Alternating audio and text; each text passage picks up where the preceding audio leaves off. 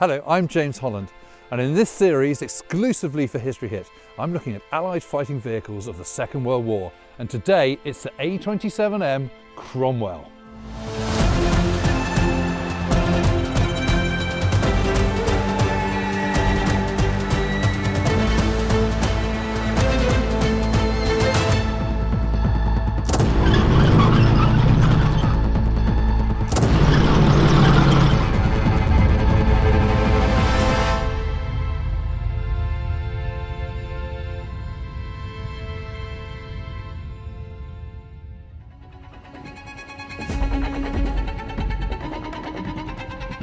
The Cromwell is a British tank that first saw action during the Battle of Normandy in June 1944. It's the development from the A15 Crusader, which then changed into the Cavalier and then the Centaur. And for a lot of people, the difference between a Cavalier, Centaur and Cromwell is really hard to spot, but it is massively different. Different engine, slightly different size, and just a much more polished and efficient beast. It's got a 75mm quick-firing main gun and two Bisa 7.92 machine guns. It's the lowest of all major tanks by the end of the war in terms of profile, which was a huge, huge advantage. It's nearly 6.5 meters long, 3 meters wide, and just under 2.5 meters high. It weighs 27.5 tons, and it packs a mean punch as well. It's got lots of really, really good features to it. And it was really quick. This tank could go over 40 miles an hour if it really needed to, which is some speed for a 27-ton beast like this.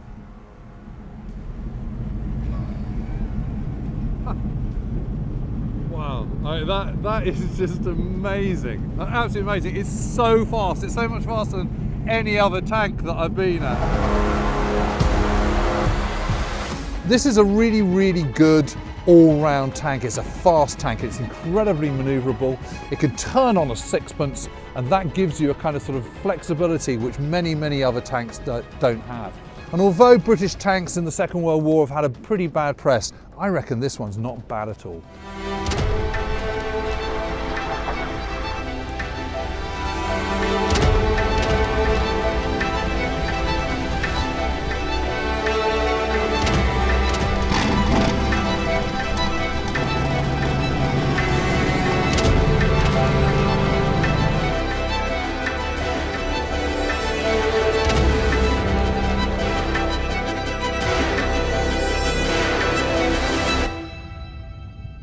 Joining me today to talk about this really very special tank is Tobin Jones, who oversaw the complete restoration of it. Hi, Tobin, James. hi.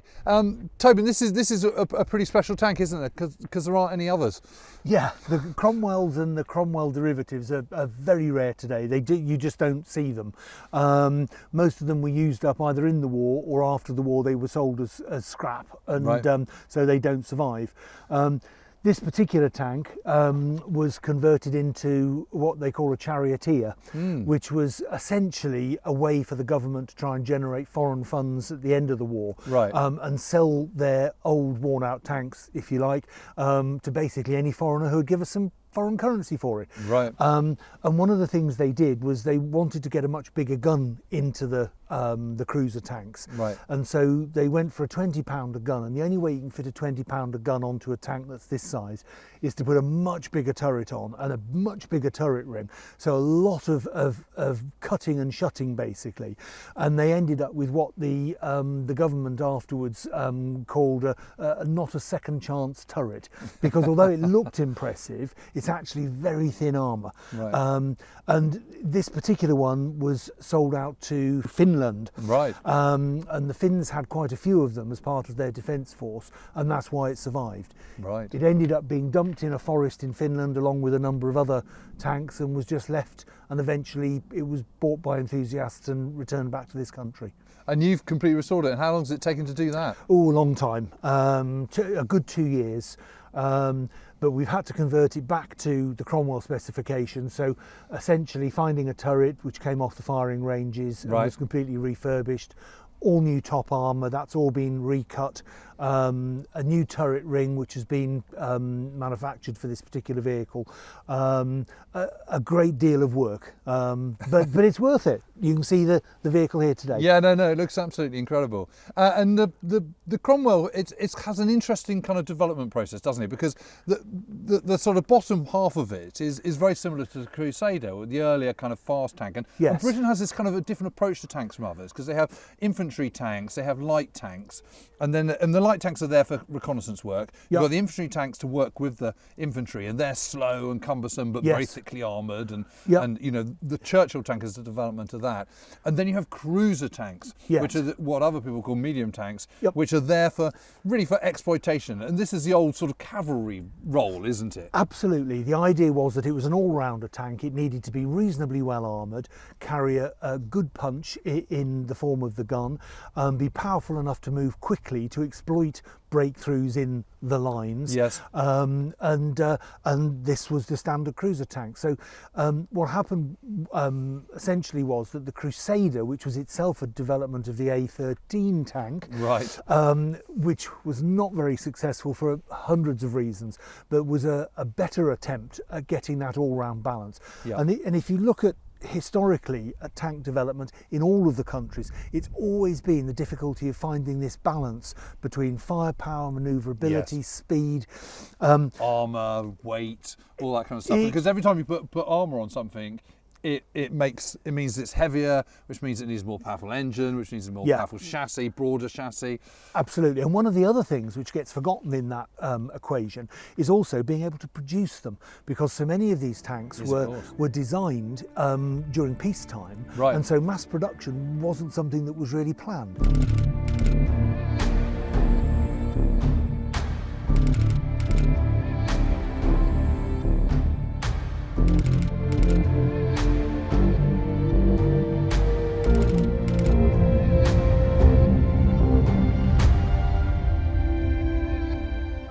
And looking at it, you know, you look at the tracks here, this is very similar to the T-34, isn't it? Yeah, there are quite a few similarities in that they've got Christie type suspension, which allowed you to move quickly, the double wheels, and also to a degree, but more so on this, you've got a double skinned wall here, because the suspension So this is elements, actually quite solid and thick, is it? yeah, this is about an inch and a bit thick. Wow. Before you get through to the suspension, and then you've got another wall before you're into the. So you've got sort of 3 inches of armour or something. That's right, which makes it nice and strongly armoured from the side. And this all looks quite simple and uncomplicated. You can take the wheel off quite easily, can you? Yes, so long as you're strong. It's a young man's game, and yeah, you can take them off. All of this stuff is relatively interchangeable and easy to work on. And this, I noticed, the hatch, this is very different from other tanks, isn't it? Flipping heck, it's heavy. God, look at that. Whoa. Yeah, but yes. These hatches are a story unto themselves, in that the early marks of Centaur and Cromwell started off with hatches that were up on the top here, right, and were nice and strong. But the problem was that if the turret was anywhere other than straight, the driver couldn't get out. So although they had an intermediate type with a section of hatch that could be lifted out and pulled into the turret, into the driver's compartment to allow you to get out, it's really a bit second best. Right. And so they then came up with this idea of the corner door, which looks a little bit Heath Robinson, mind your head, but it actually works really, really well.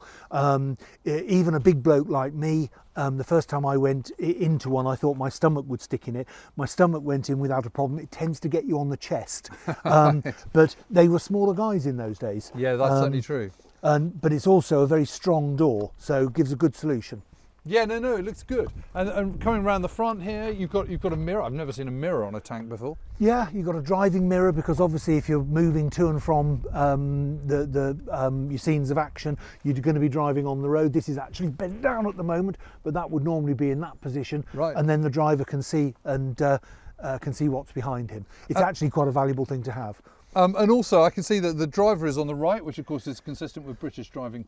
Absolutely. Situation. Yep, absolutely. He's got this vision hatch here, which is open at the moment. Yep. It locks inside, but this then closes, and you can look through a tiny little door. It's quite a thing, isn't it? I mean, look at that. Oh yeah, it would stop a round coming through. It's substantial. Moving round, Tobin, I mean, the most striking thing about it is the turret design, which is I mean, it's not so very different from a Tiger in terms of the shape and the look of it, but then you've got these whopping great bolts on it. Yeah. So it's not a welded turret. No, essentially this turret design started in about 1940-41, and at that stage we didn't have the ability to be casting one-piece turrets, which is what would have been ideal. So instead they built up a rather odd box shape which fitted inside, and so it was all built out of mild steel except for the top plate, which was 3/4 inch armour plate. For some obscure reason, the bottom plate is 20 millimetres thick, which must have been a very odd size in Imperial England in the Second World War. And then when they've made that box, they then literally bolt on the armour plate, these big slabs onto the outside. And interestingly, where those bolts come through, they've actually threaded the armour. And so they thread it through, and then they put these armoured nuts on, and then they weld them on so that they don't pop off. It's a bit of a palaver. It's a lot of a palaver, but having said that, if you don't have that ability to cast or weld large heavy structures, it's the best way to do it. And you've got stowage here. Stowage on the sides.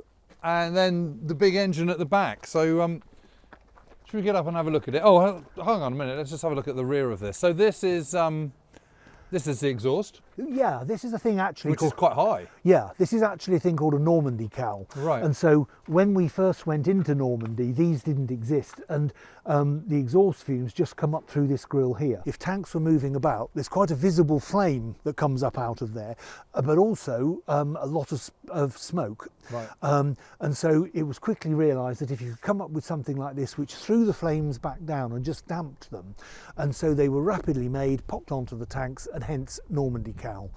And these? These are smoke screen devices. There you go, look at that. So what you would have done is pop a couple of smoke bombs, electrically triggered smoke bombs into there. Right. You pop it up, you would wire them from this box here. Right. You pull that up, you connect the wires into there, and then when the driver was ready, or the commander instructed the driver to, he would press a button and it would fire these smoke bombs effectively. Behind you. It would all be pushed out by the exhaust, and you would create an enormous smoke screen that you could you can either reverse back into it, or you can slide off round the side of it, but it would get you out of trouble.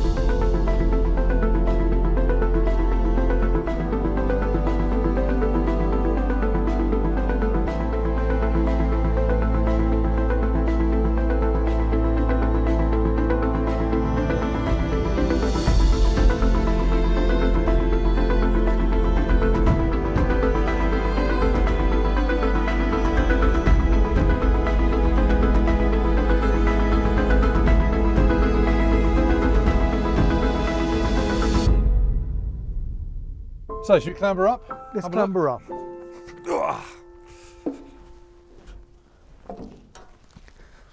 And Tobin, a bit like the T-34, the turret's quite a long way forward, isn't it? Which means you've got this big long stretch at the back for the engine. Yes, that's right. You need to have the turret there to fit everything in back here, because you've got the engine, which in this case is a Meteor engine, effectively a Rolls-Royce Merlin engine from the same as the Spitfire and the Mustang, but without a supercharger and a different oil scavenge system. Yeah, I mean, the story of that is amazing, isn't it? Because they're using these Liberty engines, these American-built aero engines, sort of adapted, sort of downgraded, and they're not getting enough of them. They're not quite good enough, and they're just not quite fit for purpose, are they? They're not as powerful as was required. The tanks had got heavier, and the poor old Liberty at about 350. Top 390 horsepower was not going to be developed any further.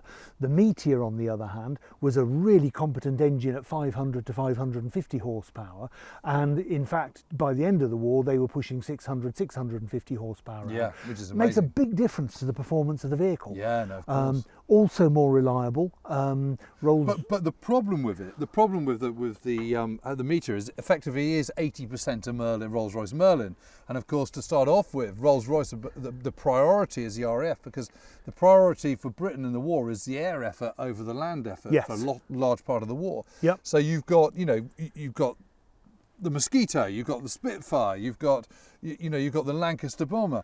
There's so much demand for Merlin engines. Yep. But to start off with, everyone thinks, well, this is great. The Meteor's a fantastic engine, but the priority is with the RAF, and so there's just not enough of them. Correct. Which is one of the reasons why there's 3 times as many Shermans in Normandy in 1944 as there are Cromwells. Yeah. It's not because they can't manufacture the Cromwell itself, it's because they don't have enough engines. And it's not until 1944 that Meadows start taking on the mantle of producing these Meteors under licence. Yep. And suddenly you've got a lot more of them. I think also the success of the engine as an aero engine also worked for the tanks, because particularly, and it's not terribly well known, but at the start of the production, a lot of the parts came from crashed aeroplanes. Right. And so they'd got engines where perhaps they'd been slightly shock loaded, so they wouldn't reuse the crankshaft, but providing the crankcase was all in good order, they would reuse it. And a lot of Merlin parts turn up on Meteor engines even today, so it did allow them to reuse the parts. And of course production too, particularly by 1944, we had really got into our step by then, and so we were churning out enough parts to be able to put them into tanks. Yep. I mean, how easy? I mean, I can see all these back plates are all sort of just bolted in. I mean, is it comparatively straightforward to get to the engine, or is it a fiddle? Not particularly. I mean, you can see here if you lift that one. I mean, compared to the Sherman is incredibly easy to get to, isn't it? Yes. So looking in here, we're looking at the water header tank. Yes. You can just about see the radiators on each side. The Meteor's back there. The Meteor's back here. I don't think this is no, we're locked there. Yeah. The fan. I can see the kind of V12 of. Yep. Of the Merlin. The fan drives are here, and again a very, very clever cooling system where Rolls-Royce had put a lot of work into making sure that the correct amount of air was sucked through from the fighting compartment and the sides and pushed through those radiators to keep this engine cool.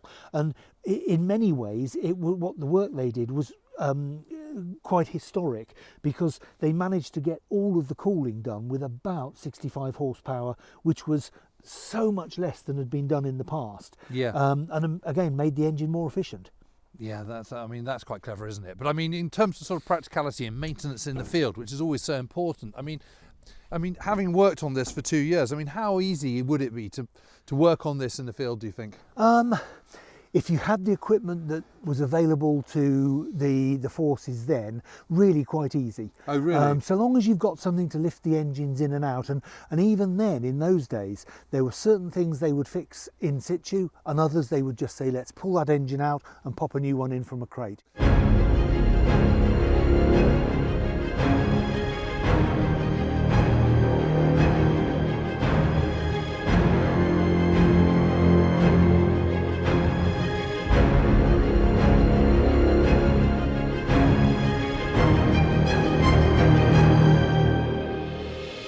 Well, Tobin, this has got lots of similar features to other tanks, but it also feels quite different. Not partly because of the silver paint, but here we've got the number 19 set, which is standard for British tanks. Correct. But one of the things that strikes me here is, this is the commander's position here, where I'm sort of squatting down, and there's this stand which is quite good, and you can see it kind of sort of folds up if you need it to, but you can stand on that and perch out of the cupola.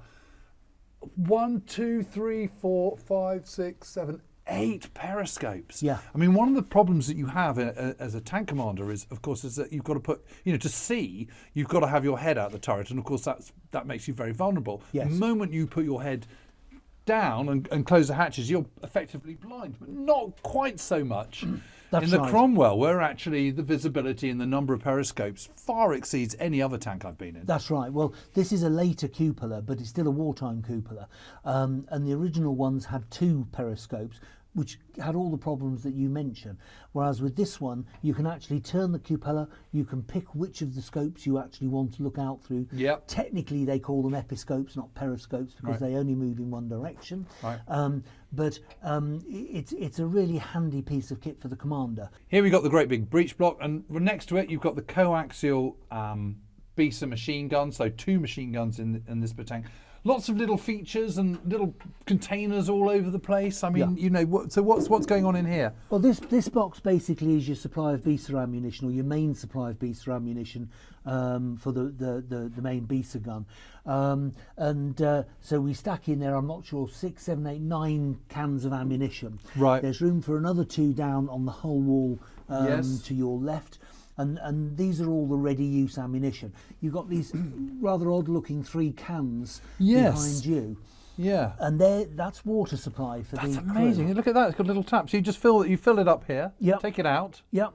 Fill it up, and then if you're a bit thirsty, you can just turn on Yep. this tap, and out it comes. And you've got to remember that these guys, they set off in the morning in the tank, and they were doing their job, which might be fighting, or it might just be sitting, watching, Yeah. getting ready. But they're stuck inside the tank, and it's hot, and it's horrible, basically. And so they are going to get thirsty, and it means they've got plenty of water. There's all sorts of other things. We've got a spare striker tin here. Mm-hmm. This gives you a spare firing mechanism that fits on the back of the breech block in case you have a malfunction. There are the wire cutters that fit in there. Right. A thing called a Helson lamp that fits there, which is the world's worst torch. Right. They're actually very valuable now and very sought after, but it just gave you basically a hand torch for carrying out running repairs. I mean, Tobin, a bit of thought has been put into this, hasn't it? Yeah. And again, it's easy to slag it off as being a small space to work in, which it is without a shadow of a doubt, but they have given a lot of thought to make it as usable as they possibly can. Yeah. And behind you, Tobin, sort of down, but just behind the driver's seat, there's what looks like a little motor. Yes, that's what they call a tiny Tim. And it's essentially a little charging engine. The best equivalent would be to say it's like a modern small lawnmower engine. Right. But it's attached to a generator, and it's also electrically started. So you press a button, it fires up, and if you were sitting for any length of time with the radios on, rather than the batteries going flat, you can charge them up using just the tiny tin. Oh, God, that's amazing. Yeah, and I think, and one other thing, just briefly to mention, is that what's not fitted here at the moment is the recoil guard, and so there would normally be a fairly large assembly here, which would effectively divide you and I. Yeah. And it was just to stop when the gun recoils backwards, to stop any crew members getting their body behind it. Yeah. Well, you want that, don't you? Well, you do, but interestingly, my understanding is that it was the first piece that was taken off and thrown away on most Cromwells. Oh, really? Well, it gets in the way. Stops you moving about. But well, it might do, but it also prevent, I suppose, if you're careful. But heat of battle and all the rest of it, that coming back. I mean, I think they spent I think they spent a lot of time moving about and being obstructed by it, and not that long in combat. So they felt it was a trade-off. Well, I think it's pretty impressive in here.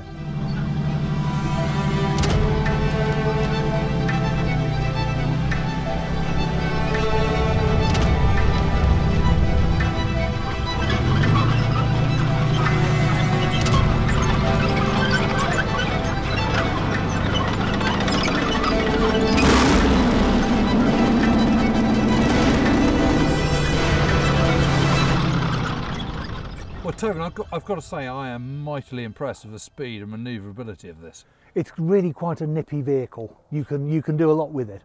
Yeah, you absolutely can. And I think it's often sort of underappreciated what an advantage that is. Because, I mean, obviously this is not competing with a Tiger or Panther in terms of armour or in terms of gun size.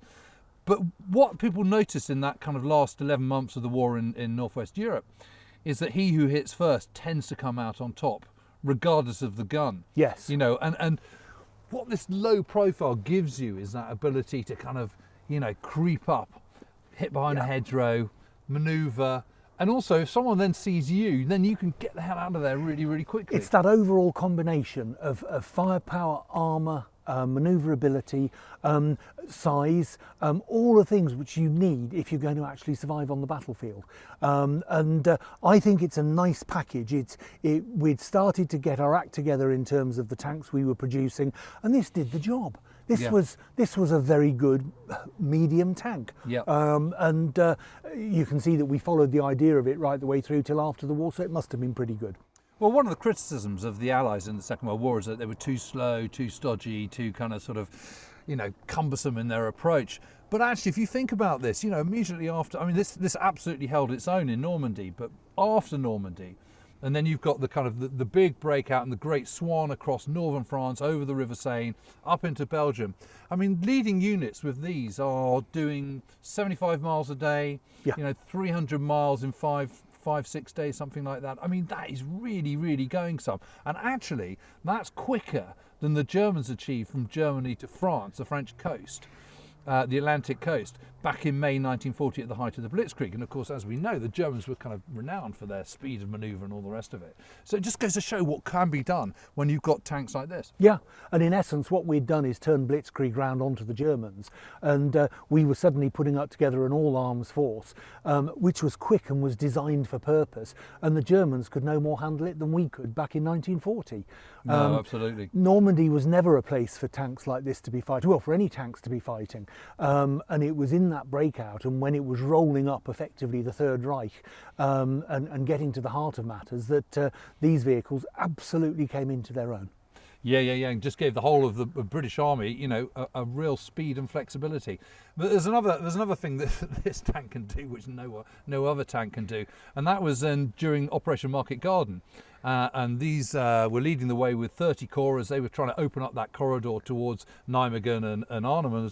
And the technique was to fan out either side of a bridge, and then when they got to the bridge, clear the either side, and then kind of beetle across the bridge itself, and then fan out again on the other side. So what they've done is they've done this, got across the bridge, fanned out on one side, and suddenly they find themselves in the midst of a German anti-aircraft battery of the dreaded 88s, which, as you know, can also be used as anti-tank guns. Yeah. So they suddenly think, yikes, we need to get out of this. And on their flank is a narrow canal. So they take a run at it and a whole troop jumps the canal. Yeah, this is a manoeuvrable and fast vehicle, and you could do things like that. And we think it's a cracking piece of kit, and it's one that's been much underrated, mainly because there haven't been an awful lot of them around. But we're hoping to change that over the next couple of years or so. Well, Tobin, it's really good of you to bring this out, and your restoration is amazing, and it's been fantastic to be able to put it through its paces, so thank you. Absolute pleasure, and we must do it again.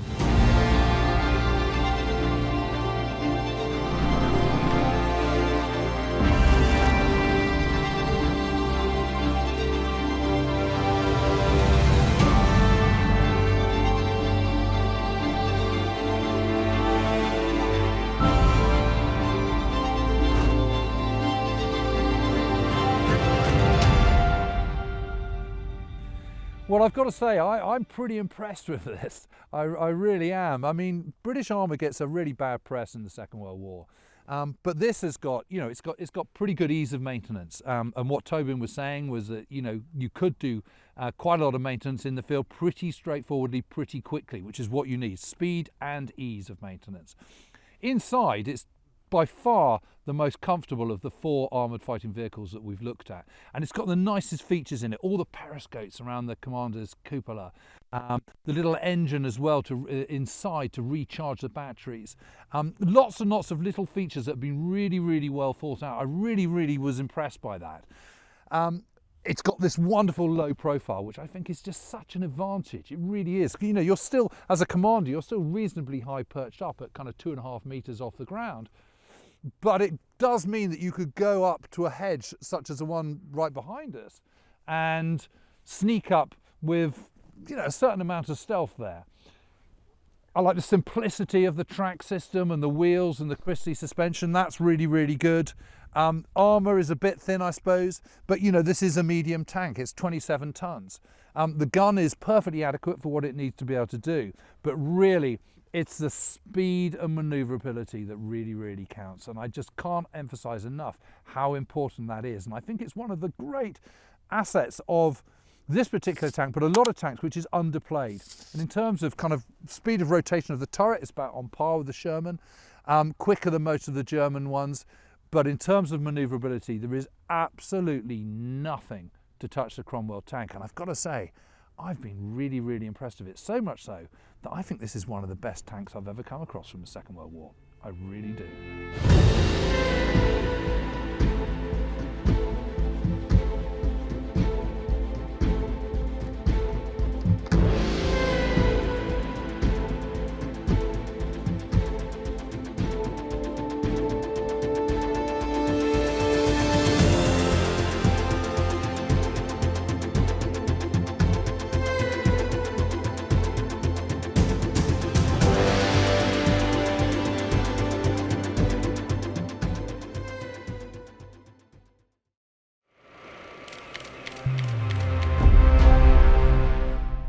Check out the History Hit YouTube, where you can get great exclusive videos and a sneak peek at what's available on the world's best history channel, History Hit TV. It's growing really fast. We're thrilled to have you all aboard.